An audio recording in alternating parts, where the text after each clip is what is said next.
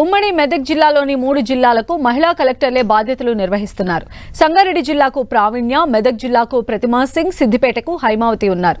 ఇక సంగారెడ్డి అదనపు కలెక్టర్గా మాధురి, నారాయణఖేడ్ సబ్ కలెక్టర్గా ఉమాహారతి బాధ్యతల్లో ఉన్నారు. అంతర్జాతీయ మహిళా దినోత్సవం అంటే ఒక్కరోజు మొక్కుబడిగా చేసే కార్యక్రమం కాదని, సమాన అవకాశాలతో మహిళలను నిరంతరం ప్రోత్సహించడమని అంటున్న మహిళా కలెక్టర్లతో మా ప్రతినిధి PV Rao face to face.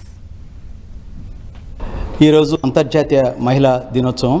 ఈ సందర్భంగా మనం ఉమ్మడి మెదక్ జిల్లాలో తొలిసారిగా 3 జిల్లాలు ఏవైతే ఉన్నాయో సంగారెడ్డి, సిద్దిపేట, మెదక్ ఈ 3 జిల్లాలు కూడా మహిళా కలెక్టర్లు వచ్చారు. అదేవిధంగా నారాయణఖేడ్ సబ్ కలెక్టర్గా ఉమాహారతి కూడా వచ్చారు. వారు ముగ్గురు కూడా మన దగ్గర ఉన్నారు.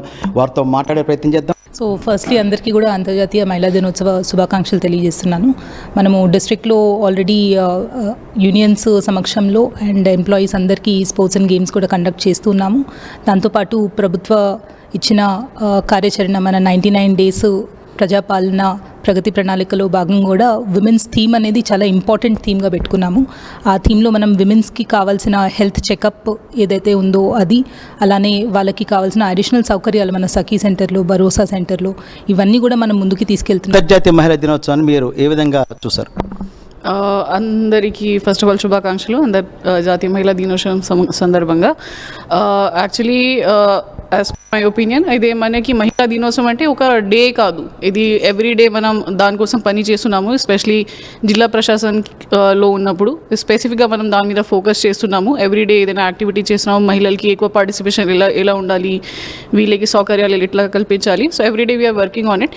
Just one day we are celebrating the achievements of the women in each and every field. That is more important. Effort starting this year for financial inclusion of all the women employees gaani, SHG women gaani, Anganwadi teachers gaani, plus girl students ki kuda to cover under Sukanya Samriddhi Yojana so that they have a financial backing. Narayankhed మీరు అన్నట్టు ఇంకా development రావాల్సిన area.